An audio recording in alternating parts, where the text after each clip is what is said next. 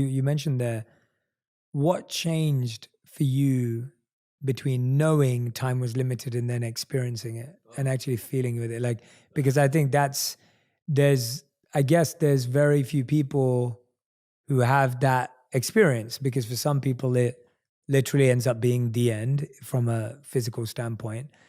But to almost have, yeah, what does that feel like? Because I think you're someone who already knew that. Yeah. You knew that. You lived like that. You wrote this book. Like, you already lived like time is limited. I have to write books. You write phenomenal books and lots of them. Yeah, what changed? What changed in that, knowing that Are you theoretically? talking about my stroke? Yes. Sorry, Well, yeah. I'll end up. I wasn't trying to be cryptic. So you see the shirt that I'm wearing? Yeah, Do you see a kind of a weird little jagged line I across see it.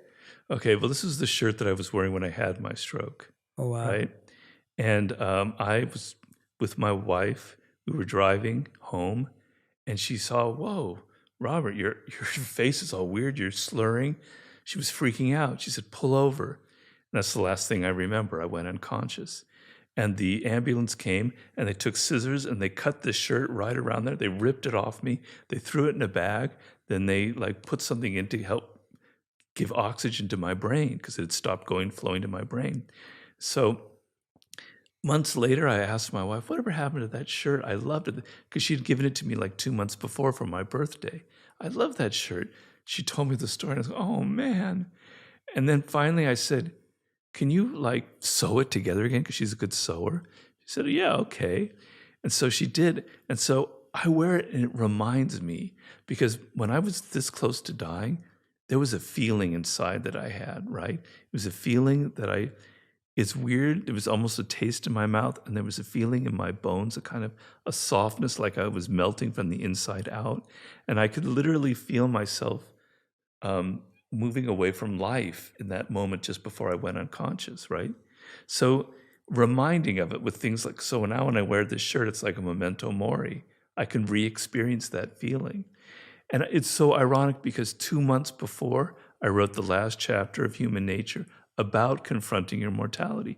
It's not the same. It's abstract. This is visceral. This is real. And people who've had much more powerful near-death experiences than I am know that you don't emerge from that ever the same. It changes you, right? So now, it was an intellectual concept. So now when I hear the birds chirping, I look out my window, the sun is shining, I almost want to cry. I'm here to see it. And I came that close to never seeing it again, or people are irritating me. No, I could be dead and they don't irritate. I love them and I can overlook them because they're also mortal. They're also going to die. They also have fears. It just changes you emotionally from the inside out. So how can people do that who haven't experienced death? It's not easy. But you have to make the leap from an intellectual abstract concept to something visceral and emotional, right? So even before my stroke, I meditate every morning. I would always have a practice of meditating on that moment when I'm going to die. I imagine myself, it's an afternoon, the sun is shining, and this is my last day on earth. And I can even make myself kind of cry as I do that. And I would make myself, it's something real. Because we go around and we live in a culture where death has no meaning. We don't see the food that we're eating, the animals being killed. People die in hospitals, cloistered away.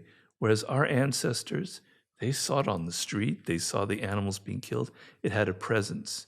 You live in this abstract world where nothing is real, where your mortality is just like something you don't even process. Get over that. Jump over that and make that leap. Make it something emotional and visceral. It's not gloomy, it's not morbid, it's liberating. Because when you think about your death and it becomes real, you realize, I don't have this much time.